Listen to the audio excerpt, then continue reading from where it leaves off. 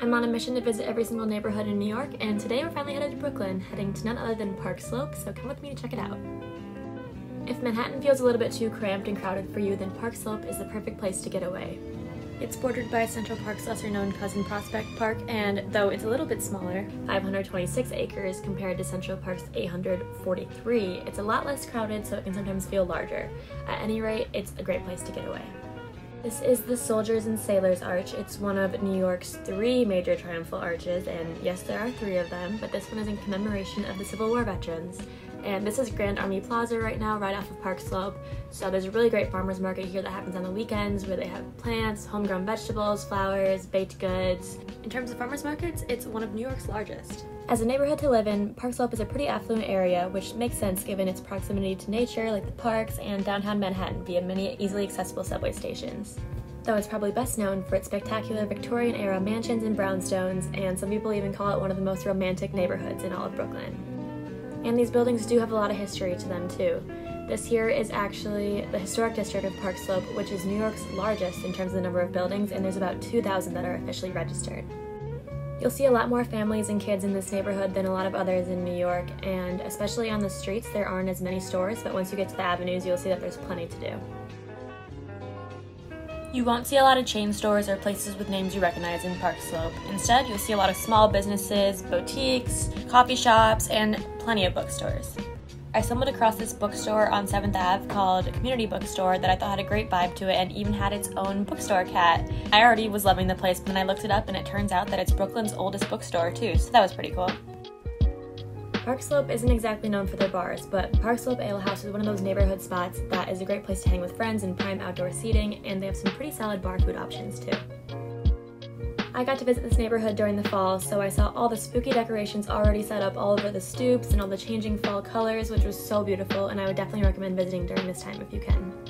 And farmers markets aren't just limited to parks. New Yorkers know how to make use of space, so you'll see plenty of them scattered all around the neighborhood on the weekends. Another cute one here is this one off of 5th Avenue called Down to Earth Park Slope Farmers Market right outside of the Old Stone House, Brooklyn, which is actually where the Battle of Brooklyn took place during the Revolutionary War.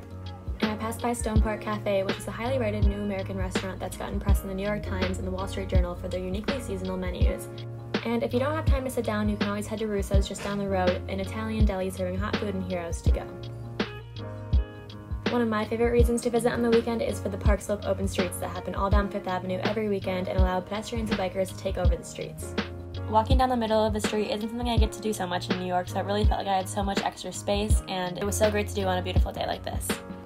So as I was making use of my own space and walking right down the middle of the street, I came across plenty of great cafes, and I'll highlight a few of my favorites. I go to a lot of cafes, and Velvet Brew is definitely up there for me. They're an espresso bar that serves direct trade coffee that's really rich, and they have a great workspace too. And of course, outdoor dining is going to be a hot commodity on a great day like this, and this one is the Terrace Restaurant. It's a Mexican-American diner fusion that has pretty much anything you can think of and serves up a great frozen margarita.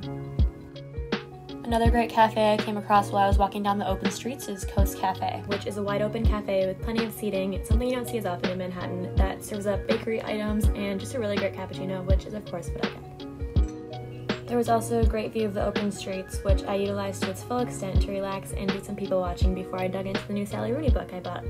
I also looked up some more facts about the neighborhood and found out that Park Slope actually used to be called South Brooklyn when it was still part of the city of Brooklyn. There's also tons of opportunities for thrifting in Park Slope. This was just one of the 2 yard sales that I randomly stumbled upon while just walking, and there's also a great selection for vintage stores in this neighborhood too, which you'll see a little later in the video. This building looming in the distance is the Old First Reformed Church that was constructed in 1888, and it's in a late Gothic revival style, which I thought looked really cool, and I feel like I don't really see that often. So another really great example of the historic architecture in Park Slope. Then I came across one of the most unique bookstores I've been to in this city called Ripped Bodice. It's a romance-only bookstore, so you know, they have plenty of smut, all the Sarah J. Maas, Emily Henry, anything you can think of, and it honestly was just a really great vibe inside. And I was obsessed with the way that they organized everything here.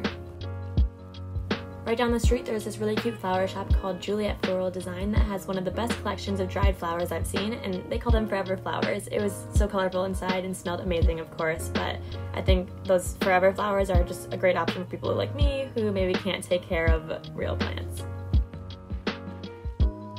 There's plenty of great restaurants in Park Slope, but Wild stopped me in my tracks with this sign, and I found out it's the only 100% gluten-free Italian restaurant in all of Brooklyn and one of only a few in New York.